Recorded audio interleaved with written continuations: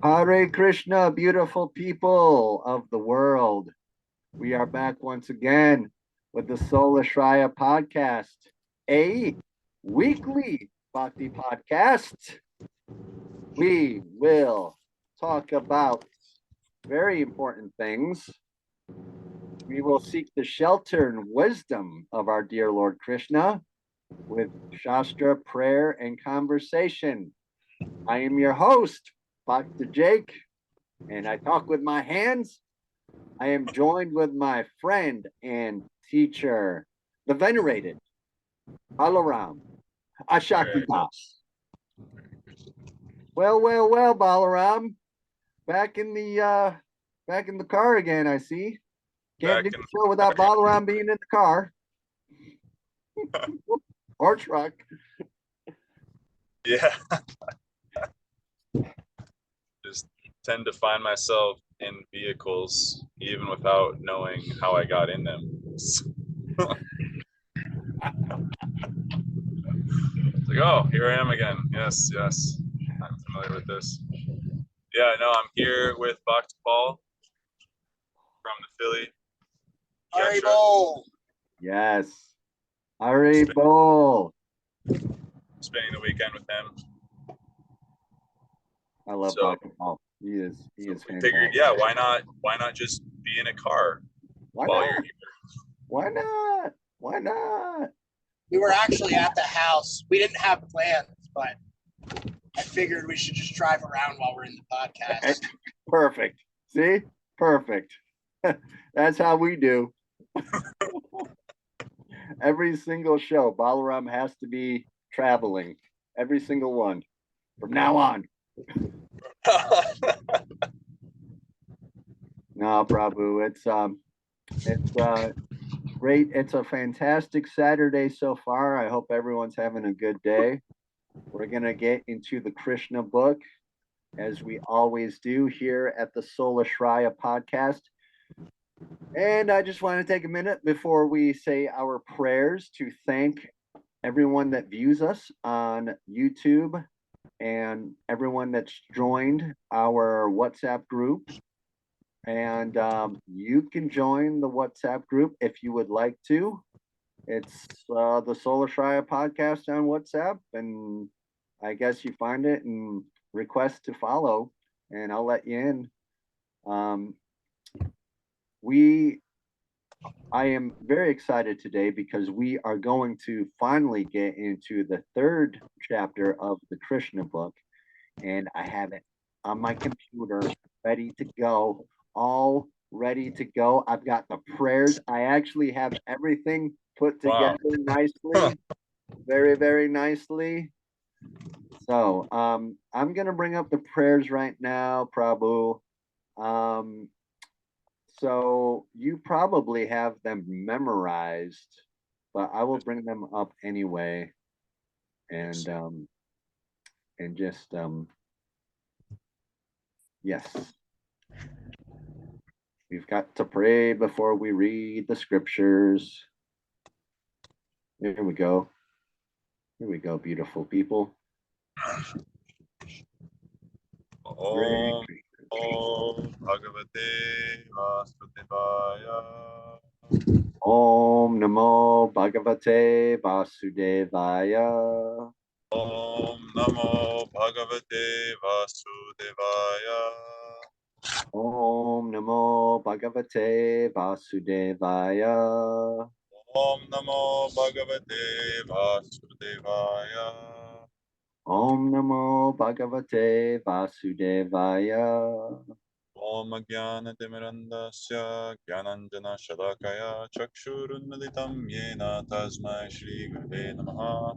Namo Om Vishnupadaya Krishna Prishtaya Bhutale Srimate Bhaktivedanta Swami Niti Namine Namaste Saraswati Deve Gauravani Picharine Nirvishesha Shunyavadi Paschatya Deshtarine Pancha kalpatarubhyascha kripa sindhubhya eva cha patitanam pavanebhyo vaishnavebhyo namo namaha. Jai Shri Krishna Chaitanya Prabhu Nityananda Shri Advaita Gadadara Shivasadi Gaura Bhakta Vrinda. Hare Krishna Krishna Krishna Hare Hare, Hare Rama Rama Rama Hare Hare. Jai Shri Krishna. Jai Jai Jagannath. All right, so third chapter coming at you right now. Let me just do that thing with the thing here real quick, and I will bring up the text for the Krishna book, which is our main focus. Hare Krishna. All right, Prabhu, do you want to read today? Or Sure. would you like me to read? Would you like to read? Both. I can start.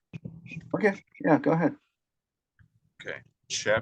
Reading from Krishna, the Supreme Personality of Godhead, by His Divine Grace, A.C. Bhaktivedanta Swami Prabhupada. Chapter 3, the birth of Lord Krishna. In the Bhagavad Gita, the Lord says that his appearance, birth, and activities are all transcendental, and that one who understands them factually becomes immediately eligible to be transferred to the spiritual worlds. What's the verse? What? Repeat it one more time.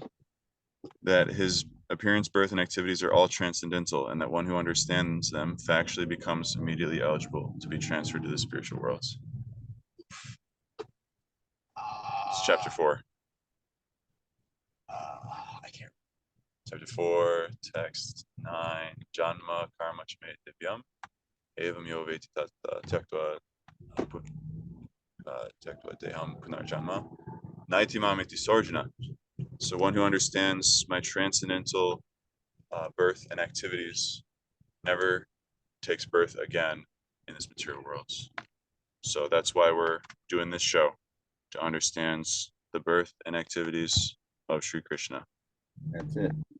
That's it right there. That is the essence of spiritual life. The Lord's appearance or birth is not like that of an ordinary man who is forced to accept a material body according to his past deeds. The Lord's appearance is explained in the second chapter. He appears out of his own sweet pleasure. When the time was mature for the appearance of the Lord, the constellations became very auspicious. The astrological influence of the star known as Rohini was prominent. So there's in Vedic astrology, they have like an added thing that the Western astrology doesn't look at, and that's the nakshatras. They're like constellations. It's similar to the zodiac, but it's a different like slice of heaven. It's a different procession, and I forget. I think there's 24 of them. Actually, it's the same. It's just like a couple weeks of the year, same idea, right? Yeah. It's like a certain star. Not constellation, like an actual star, I believe, if I'm not mistaken.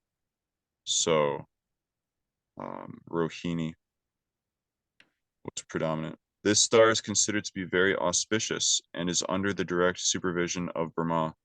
According to the astrological conclusion, besides the proper situation of the stars, there are auspicious and inauspicious moments due to the different situations of the different planetary systems.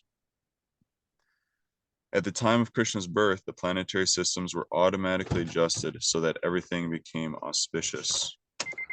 At that time, in all directions, east, west, south, north, everywhere, there was an atmosphere of peace and prosperity. There were auspicious stars visible in the sky and on the surface of the earth, in all towns and villages and pasturing grounds, and within the minds of everyone, there were signs of good fortune. This is painting a nice picture, huh? It really is. It sounds a little better than Christmas, if you ask me. Yeah. Just a little. Just saying. I mean, a lot better. I mean, really, way better. Way better than an old white fat guy handing out gifts to everybody. Anyway, let's move on. Go ahead, Prabhu. Sorry. Tell us how you really feel, Jake. Maybe I will.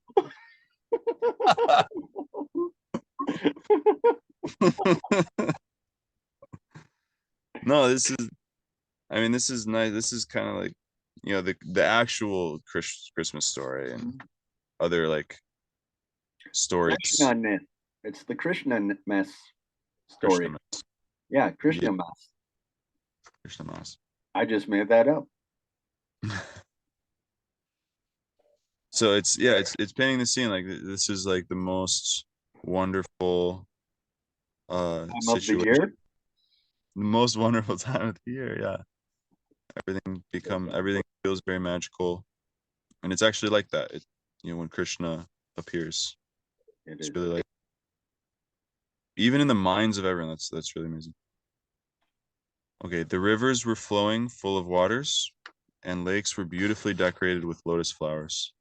The forests were full with beautiful birds and peacocks.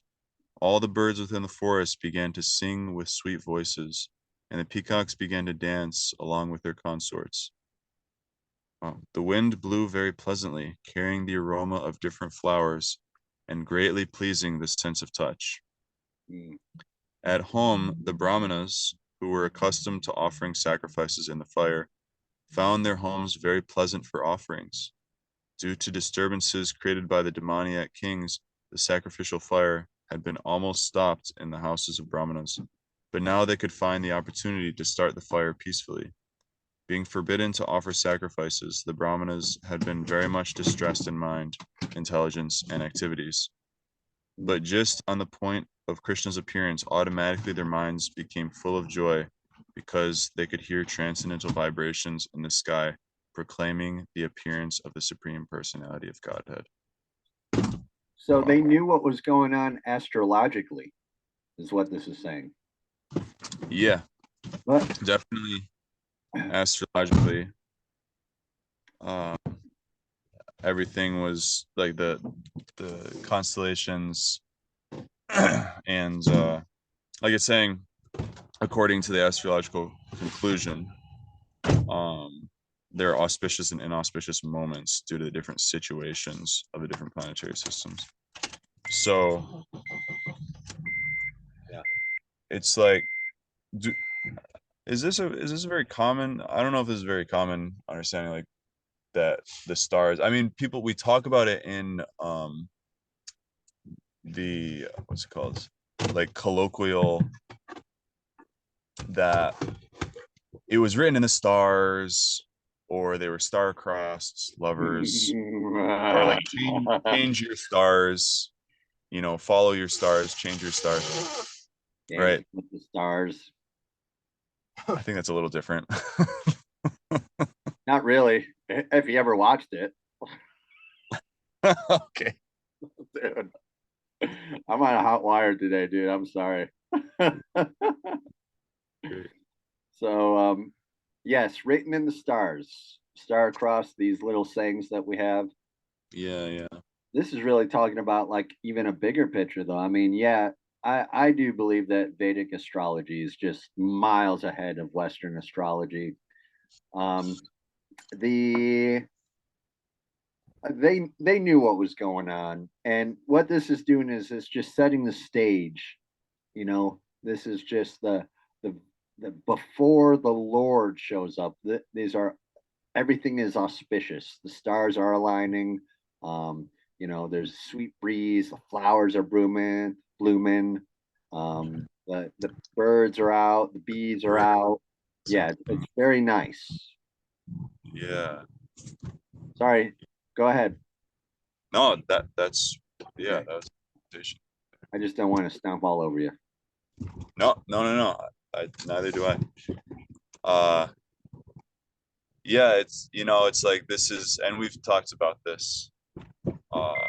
But this is like what happens in our lives too, right? The car is so loud. The car. Yeah.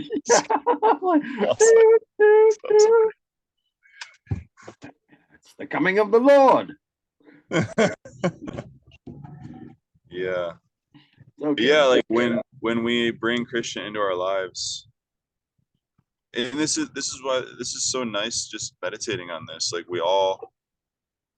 everyone is attracted to these kind of stories. And even though like we may not be experiencing these kind of things in our day-to-day life, we all have a desire to hear about such things, like watch movies that are like this, right? Like everyone is attracted to these like beautiful idyllic scenes, right? So just in hearing about them, it's pleasing to the mind. But on a allegorical level as well, this is what happens in the life of a devotee.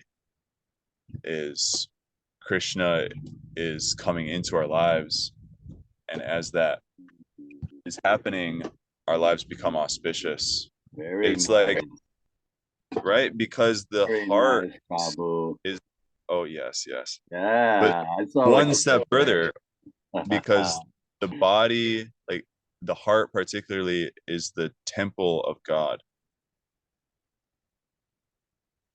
What? Go ahead. I was just talking to. I'm not. Go ahead. Okay, you're doing something weird. Um, so in order for the Lord to occupy our heart, I think every religion has some understanding of this, like make straight the way of the Lord, like what are the other phrases, like, purify, you have to like purify yourself to invite the Lord into your heart, right? It's like if you knew, in like the second coming thing, it's like if you knew Jesus was gonna come tomorrow, wouldn't you want to clean your house up? Like maybe like make the living room a little habitable, You know, if you're clean gonna, out the tea kettle. yeah, if you're gonna go to church, what do you wear? You wear your Sunday best, right? You Right. want to look your best for the Lord. You want to present yourself nicely to the Lord. So this is, yeah. I Mm. like what you were saying about how this is also an allegory, which I think is I think that's right, for when Krishna comes into your life and makes everything nice. He The makes everything. stars align. Yeah, Karma stops.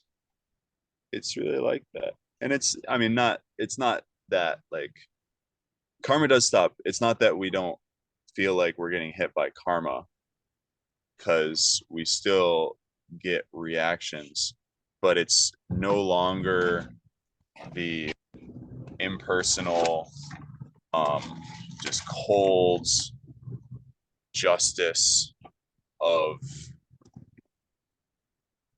getting your just getting slapped around by karma.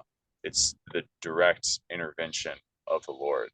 Of course, to the degree that we surrender, so the degree of the Lord's intervention and the Lord's beautifying everything and arranging things, even like the not so beautiful things, he's arranging um, for us. Like I was touching on this, we were touching on this note last night, um, that we can look back and there's something specific I was sharing about my past. I was like, wow, I feel like now, like particularly, like more than like I may not have ever even seen, um, that this was really for my benefit, like so much for my benefit, Yeah. you know.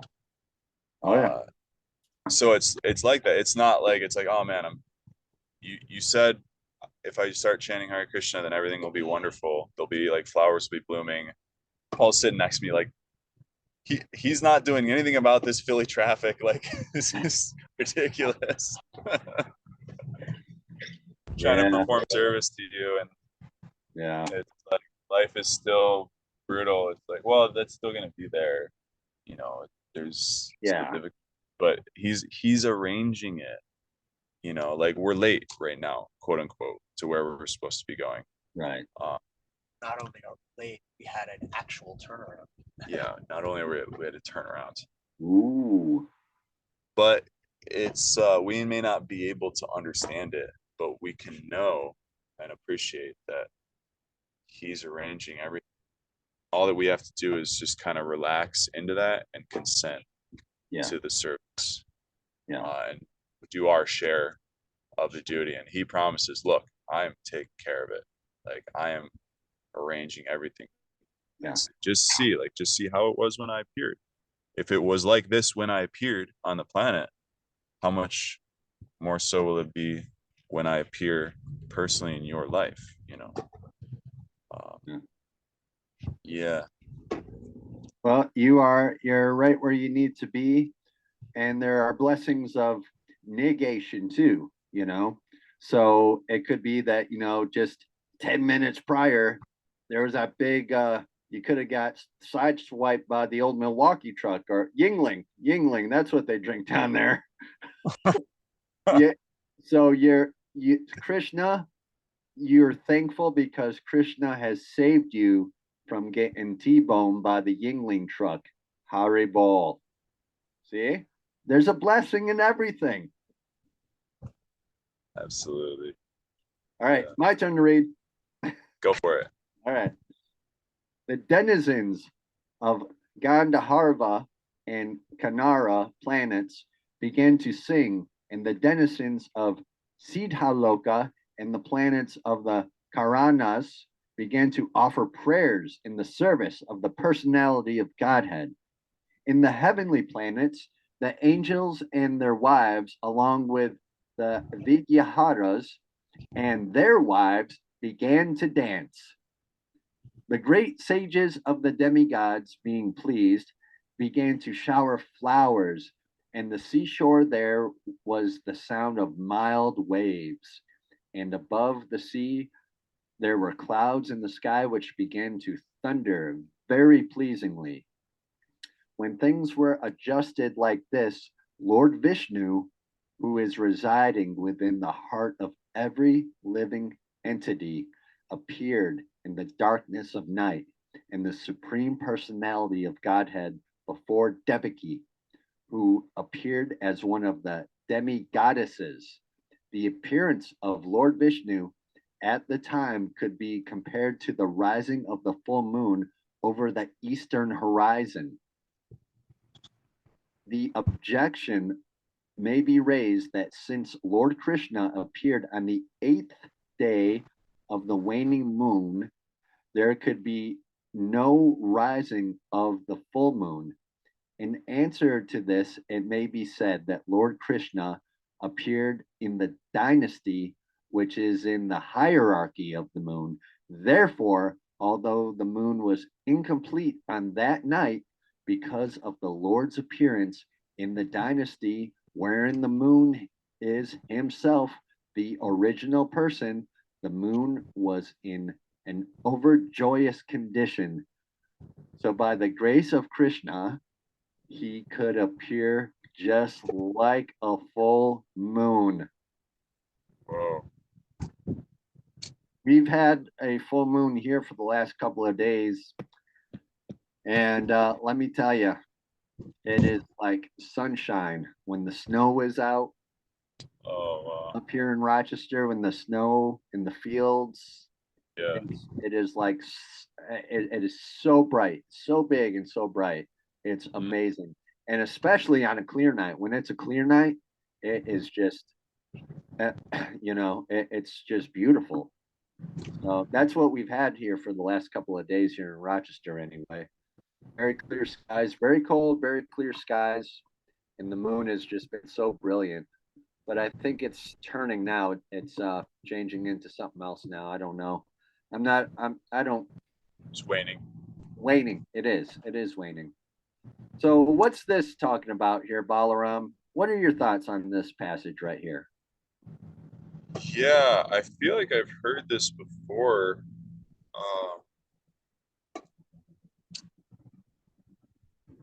But I'm not really sure. This is a curious section here. It's like the full moon is considered very nice, right? Very Very auspicious. auspicious. Yeah, so we have a lot of holidays that follow or that fall on a full moon. And so Krishna's appearance day, however, is not on a full moon. So it's sort of like some people could look at our faith and be like, well, doesn't seem like how could you say he's the complete whole supreme personality of Godhead? Like, why wasn't the moon full? And that's just a part of Krishna's like kind of mischievousness, or his like playfulness, Yeah. that And he's like, I don't have to. I can appear whenever I want. Yeah. And even if it's not a full moon, because I am the moon, like I am the full moon, I am the sun, I am life, I am everything. I am the fullness of everything. The moon is going to appear like a full moon. Yeah. And So, yeah. the beauty, his beauty. All attractive. Yeah. So attractive. Yeah. I mean, really attractive. Yeah. Yeah, no, that is the whole point of this. We're hearing this, and like when we're hearing the stories of Krishna, we should really like let our imagination go wild. Like I think as children we did this a lot more, and maybe as adults we kind of got disillusioned about the world, that it's not a magical place and fairy tales don't happen, and beautiful like romantic settings are only in stories. They're in like the Bahamas, but they're not like on the west side of Philadelphia. They're not over on in Lower Darby, and what is it, Lower Darby? I've been there.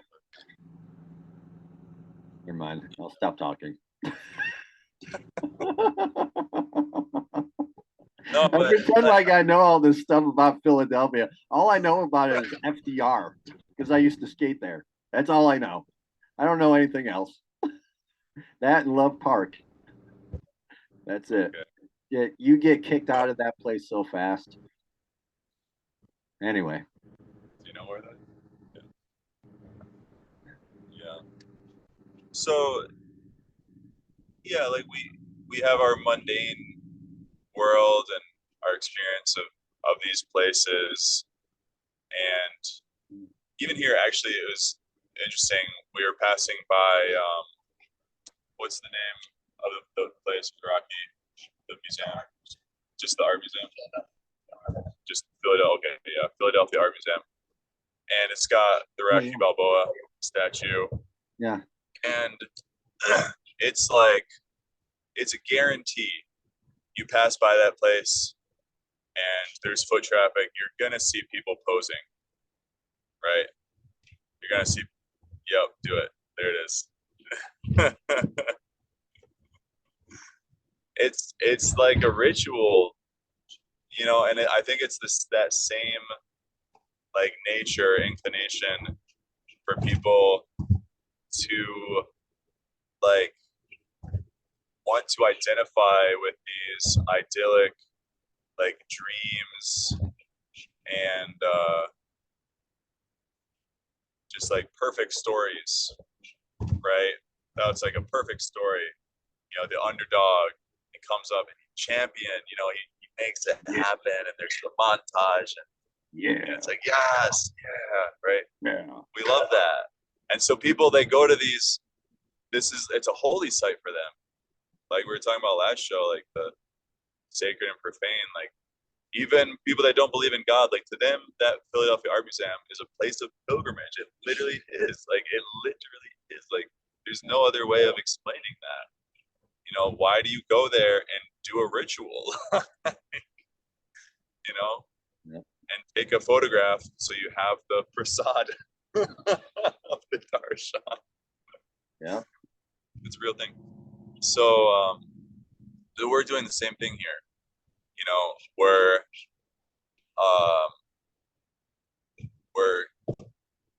bringing our minds to these sacred spaces and sacred times, and meditating on it, and really like letting our emotions get saturated. Like, it's why we watch movies, right? Like, we want to be saturated with these stories and the emotions of them, and have those idyllic portraits painted in our minds, right? Because our outside world isn't so exciting. Yeah. You know, it's a little drab, Right. especially here. You know, if you just look around, it's like, I mean, look at this. This is like it's like a whole city of a factory. It's just like a small city of just gray drabness. Whoa, dude. Whoa, dude. Whoa, hold on. It's also winter time. And that, yeah. Calling that a Dang. I was like, that's a refine. No, yeah, no, it's like a size of a city, though. Yeah. It's insane. Paul's like, Still nice. People don't live in there. People live in there. No, it's straight up. Yeah, No, it's straight up. spend 12 hours a day there. All right, Krishna. Day and night. Yeah. So, yeah. I have But okay, yeah, please. Just a very interesting because you're talking about like the factories and stuff and all the city stuff, the cityscape, if you will, in Philadelphia. Yes. Was actually used by David Lynch, the famous director, and he used that look in several of his movies, and he got it from Philadelphia. He went to school in Philadelphia when he was a young man back in the 60s, and he used that like very industrial, very kind of cold factory kind of setting in a lot of his movies in the background, especially I think it might have been nearly every single movie. I bet there's like always a little like sliver of this like really industrial looking kind of place or thing. Even in the even in Dune, he used it as well, and he didn't like that movie at all. So anyway, just a little factoid about David Lynch for all you David Lynch fans out there. Okay. Yeah, buddy. So, sorry to cut you off. No, Should we keep on reading? Let me just see if I rounded that thought out. You kind of got where I was going with that. Like, Sorry. We like, even just as a fantasy, you know, we like hearing like fairy tales and like idyllic scenes. Oh yeah. You know, these like iconic places in the world. We go there and we're like, yay, my life has more meaning because I'm participating in the ritual of remembrance of our heroes, you know, Rocky Balboa and David Lynch and all, you know, whoever your heroes are, wherever your like sacred places are. And but it's like, it's not false. Like, if it's simply mundane, you know, you're taking a picture next to Rocky, it's like, yeah, it's like, it doesn't really add meaning to your life. Maybe some very superficial level. That would be very sad. Would be very sad if it did. Could you imagine you waited your whole life? Stop, get that out of my nose. Is there the camera on us? I don't know. We're live. Could you imagine your whole life you waited to take a picture in front of the Rocky statue, and you get there? How disappointed would you be? Like, what? Like the flash of a camera in your like prime moment, your like peak in life is over. Oh, wow. Yeah. Yeah. Yeah. That's I a know. It's something crazy. something I heard recently. Like astronauts, when they come back, most of them become like horrible alcoholics. They just like totally crash because that was their peak. It's like once you've been to the moon, how do you like? I thought astronauts were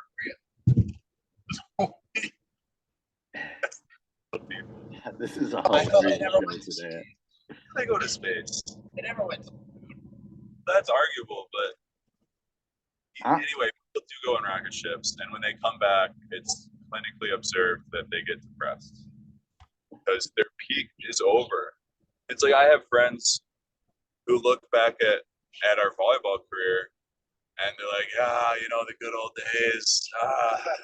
Wish we could just go back Yeah. and be 21 years old again and Yeah. smash. You know, it's like, yeah, Yeah.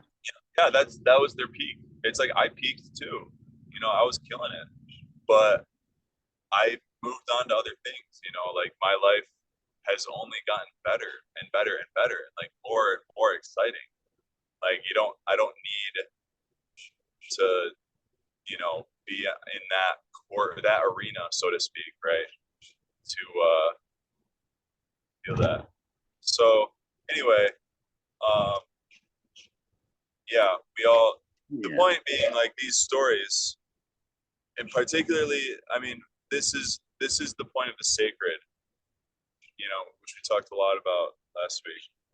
Um, is that these stories are actually real, and we can actually not only can we, but the purpose of our life is to meditate on them, and we see that we can understand that by inference that there's a natural inclination to meditate on beautiful scenes like this and you know watch movies and hear stories and go to these different places and you know think about the good old days.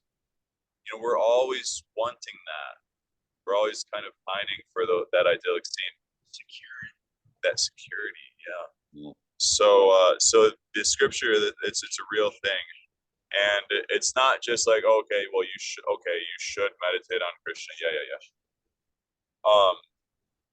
No, like let your imagination run wild. Like it does. It's not just that you have to accept. Like what I'm trying to say with that is, it's not just that you have to accept the orthodox version, like the official version of the story, meaning like the details are not for you to paint. It's like no, no, no. You have an imagination, and the purpose of your imagination um, reaches its perfection when you use it to fill in, you know, to color in the lines of the story of Krishna, right? Like, why not just use your imagination? Like, what are the scenes that come to your mind when you hear these things?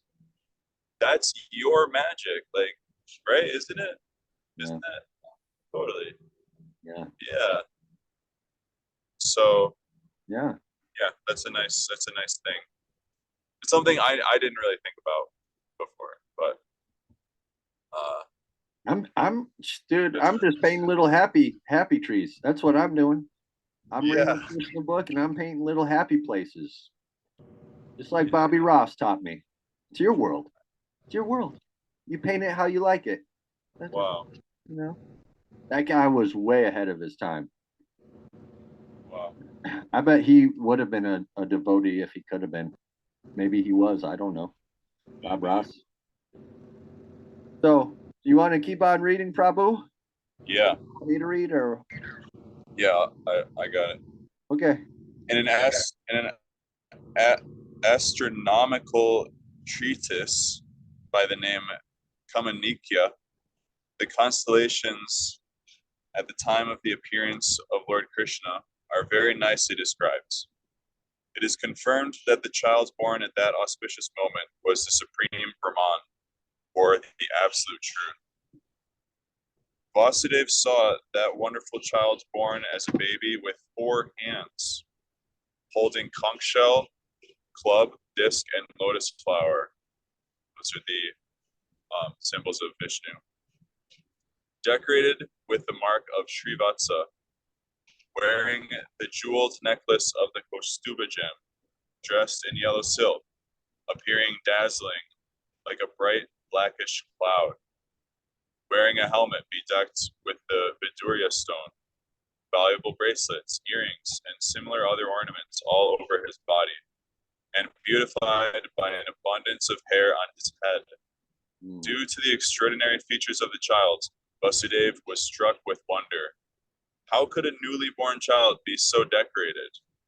It's like if you had a baby that was had all these things. Yeah, blinging.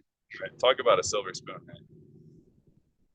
Golden. Vasudev could therefore understand that Lord Krishna had now appeared, and he became overpowered by the occasion. Vasudev very humbly wondered that although he was an ordinary living entity conditioned by material nature and was externally imprisoned by Kamsa, the all-pervading personality of Godhead, Vishnu or Krishna, had appeared as a child in his home, exactly as the original person. No earthly child is born with 4 hands, decorated with ornaments and nice clothing, fully equipped with all the signs of the Supreme Personality of Godhead. Over and over again, Vasudev glanced at his child and he considered how to celebrate this auspicious moment. Yeah, really. Generally, when a male child is born, he thought, people observe the occasion with jubilant celebrations. And in my home, although I am imprisoned, the Supreme Personality of Godhead has taken birth. How many millions and millions of times should I be prepared to observe this auspicious ceremony? It's like, yeah, man. We're talking about, preparing your home. We were just talking about that, like prepare your home. If the Lord were to appear, how would you want to set your house straight? So Vasudev, he's having this. He's very pious Brahmana, right? He is highly educated, very high culture individual, right? He had the kind of knowledge of how to prepare a home to invite God, and very opulently he would have, and so, but he's put in this situation just by destiny where he's not able to do that. And what that's doing is Krishna is arranging that to exacerbate his emotion, because this is what the Lord is doing with his devotees. The devotees, they're on the transcendental platform. They're not experiencing pleasure and pain as polarities that we are. It's actually, everything is ecstatic. The whole thing, they're experiencing ecstatic condition. And so at that point, on that platform, it's not a matter of having things, fixing the situation. It's about going deeper into the emotional experience of the moment, and whatever it is, just whatever it is, it's experienced just as wonderful. And so this experience that Vasudev is having of utter humility, man, the Lord is coming in my humble home, and which happens to be a prison right now. Of all the people and places in the world, he's appearing here. Wow, am I fortunate? I'm so undeserving. And at the same time, he's if only I could have like prepared properly for this. Like, I have nothing to give you. It's like, that's the mood. Like, that's what the Lord wants. He doesn't want the, oh yes, I'm prepared for you. I can offer you all the good things, the best things. It's no, like, I have nothing. It, like the little, Christmas season, right? The little drummer boy. What's the line? Like, like, I don't have. Oh, no, you know the line I'm talking about. No.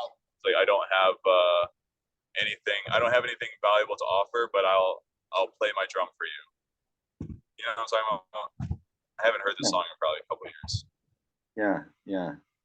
It's a line in the song that I don't have. All I have is my drum or something like that. I don't know. I'll have to look it up on. See, bring up David Bowie and Bing Crosby singing that together. It's classic. But yeah, that's like, everyone is pleased by that. When he says that, Mother Mary, like the next line is like, Mother Mary smiles. Yeah. Right? She's like, yes, that's the mood. Don't think yourself all that. And I guess I have this gold. And not that the three mages were thinking like that either. They also felt themselves incredibly fortunate. Yeah. Like, wow, like, we have the opportunity to see you. And here, please take our wealth. It's yours. You are the Lord, Yeah. So, yeah. So he's feeling this like millions and millions of times. Should I be prepared? You ever experience that, Jake? Like, or Paul, you come to a point in your life and it's just like, wow, I wish, or like meeting your guru. I don't know. Like for me, when I asked my spiritual master to give me shelter, actually, I'll embarrass myself here. I felt so like awkward and stumbling over my words, and just like, I was like, what is wrong with me? I should, millions and millions of times, like, I'm meeting my eternal spiritual master. I'm surrendering my life and soul to him. How am I not prepared for this moment? Like, this is the most important. It's like, like when you propose to, your sweetheart, is that you rehearse that moment in your head like so many times, right? Like millions of times. And then like the Lord comes into your life and it's like, how have I not similarly rehearsed this? Like, this is the moment. Like, this is, what we've been training for, that's how we should be thinking, and like, that's like a kirtan. It should be like that. Like, that is the moment when we enter into a kirtan. That is the moment when Krishna is directly manifesting. That is directly Krishna. That is the holy name of God. It's not different from his form, qualities, person, entourage, abode. It's all absolutely God. That is Krishna. This is Krishna consciousness. That here is Krishna, and this is why we have opulent temples. This is why we read these books, so we can understand, so we can have a sense of like, how great is God. We go into the temple and it's like awe and wonder. It's like, whoa, there is the Lord. Like, just see how opulent he is. Let me bow my head down to the ground, right? Kirtan, though, is the same thing. We enter a kirtan, we should put our head on the floor and, pray for the mercy of all the assembled Vaishnavas, those who are keeping the holy name on their tongue. Like, that's the presence of God. And we should approach it as if like, this is the moment. This is my moment. Like going to the moon or like the championship match. It's like, this is what we've been training for. Now is my chance to enter deeply into this moment. This could be my last chance. This could, like Vasudev's thinking like, it's like, this is my moment. Like, the Lord has come to me. Whatever I have done to deserve this, like, here he is. Like, why am I not prepared for this? Yeah. And Krishna's just so sweetly like, I don't care about any of that. You're my beloved devotee. I accept you exactly as you are. Even in this prison, I am pleased to appear before you. It's like, what mercy is that? You know? Yeah. And we can understand that like a proposal, my guru totally, I mean, that's my experience of that, like in my lifetime. That was my moment. I mean, we have many. I get like that every time I see. You hear that? Paul's like, he gets like that every time he sees a guru. Mm. It's like, what mercy, but that's exactly the point. That is the actual experience that is the most valuable, is despite or in the face of feeling so unworthy, he accepts me. He's so happy to accept me. Yeah. You know? Yeah. So, Yeah. There's definitely, you're talking about that element of like you are just humble, and it crosses over into like your regular life where you're just so humbled to be in front of your guru, or you're so humbled, and that you just kind of grab that humbleness and just it kind of works into your DNA. It's kind of becomes a part of your personality, as far as like the way, not just the way you see your guru, but also the way you see other devotees, other Vaishnavas, and then it crosses over to other people. Oh no. You mean when I go to work, I got to be nice to the people I work with? Oh, dude. Really? Oh, man.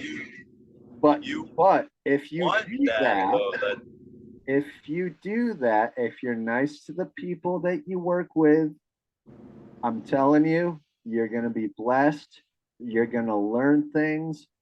It you get a realization on what being a Vaishnava is, of what being a devotee is, where you think of yourself as lower than the grass in the street, lower than the straw in the street. And I'm telling you, magic happens. Magic happens. Things just happen. Oh, so smoothly. And your life is very blissful then. absolutely. Yeah. Lord is also present in them, right? In their heart. God is in the heart of every living Even if they're a schmuck. being. Even,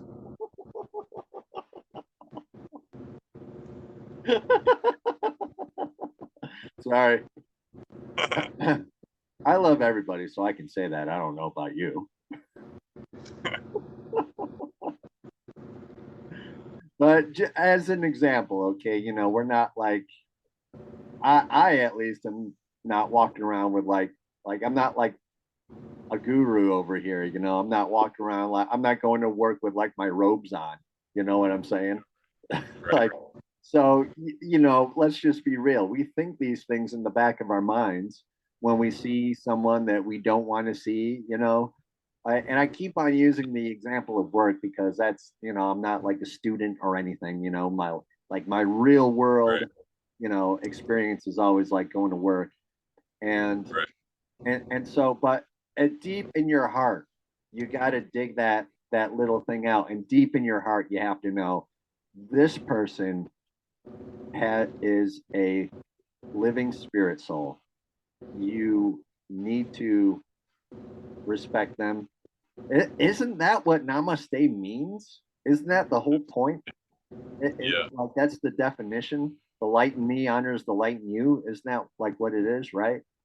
Nama means obeisances or salutations. Yeah. Aste is unto you, Yeah. unto the real you, the eternal Yeah. soul, that which is worthy of paying obeisances and pranams to, which is the soul, spirit. Yeah.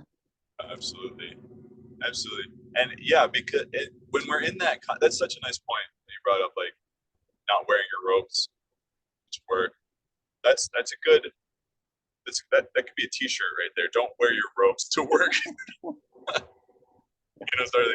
It's like, don't think yourself high and mighty, because that consciousness is the real thing. When you are high and mighty in the real sense of being spiritually empowered, you see yourself as a servant to all, that everyone is the residence of God. And that's like awesome. Like, that is something else, man. Yeah. Like, and you want to bow to them. Why do you think, like, why do you think every religious tradition, not every, but so many, right? Yeah, because Christians are kind of thrown off with the whole bowing thing. They hear about people in Asia, like Chinese, Japanese people, like they bow to you, and it's like, oh, that's just an interesting part of their culture. Isn't that interesting? It's like, no, I think most people kind of get it. They kind of get it. It's like, oh, that's really nice. They're cultivating that mood. I bow to no man. But yeah, no, we don't bow down to no man. I'll shake your hand. I ain't gonna bow down. But I'll slap you in the face. I ain't gonna bow down.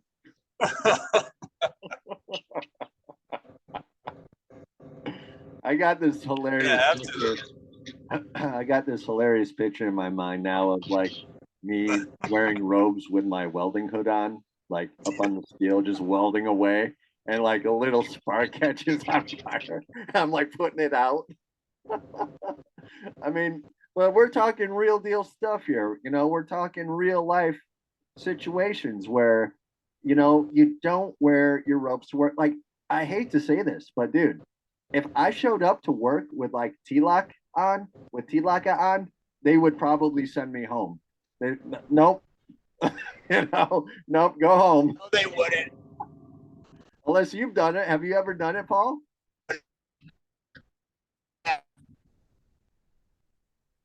You get a very crude statement. Yeah, definitely. Yeah, probably. Ooh, you guys are getting a little choppy there.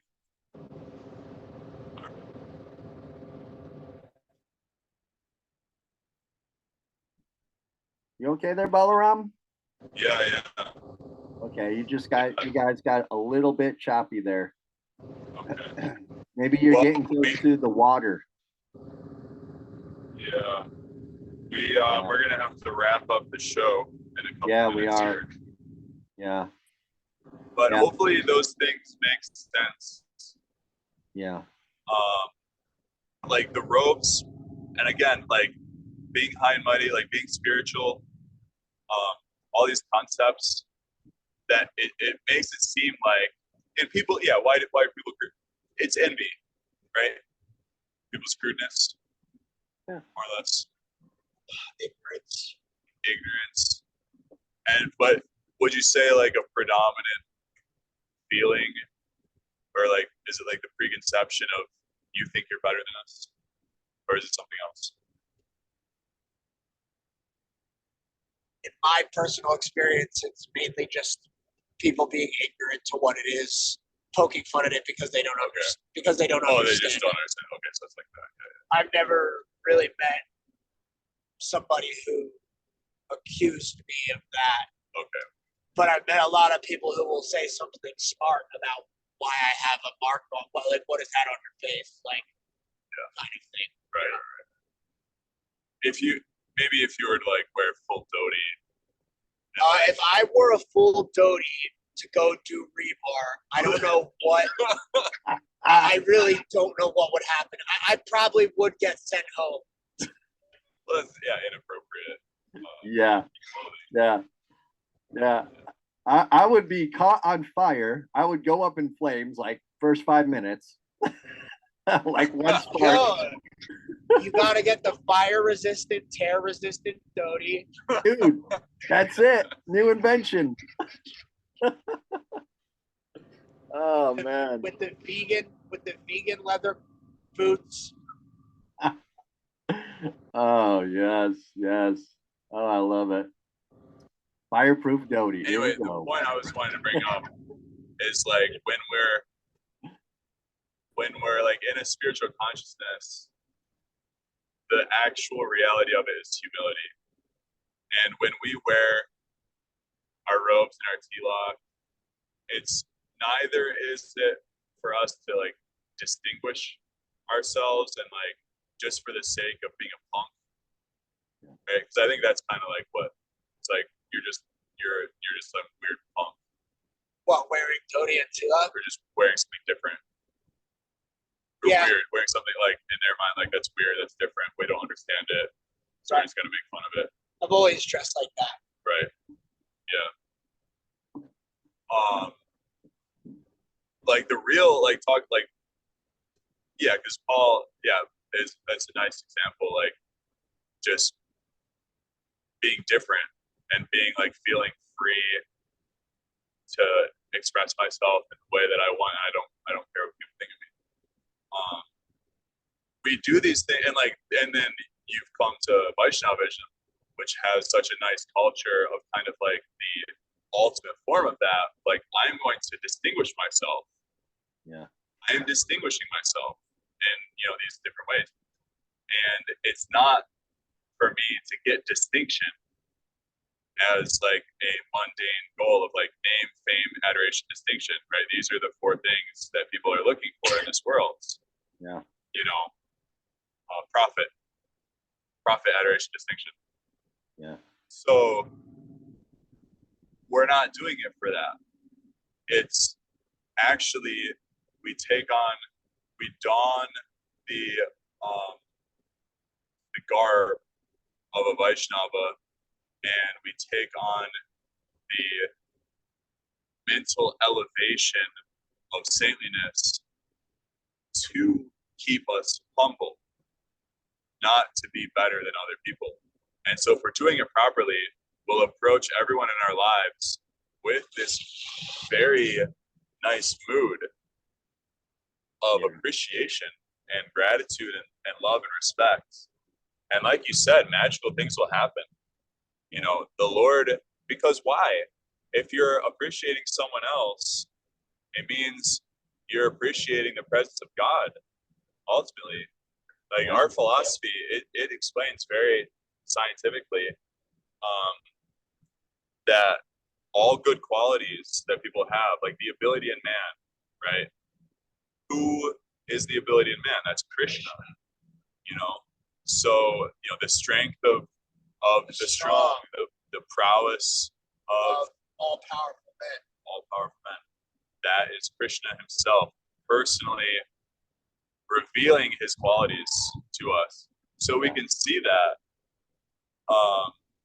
And by appreciating people, for a Vaishnava, we know directly. For others, they may not know, but indirectly, they're appreciating God's qualities.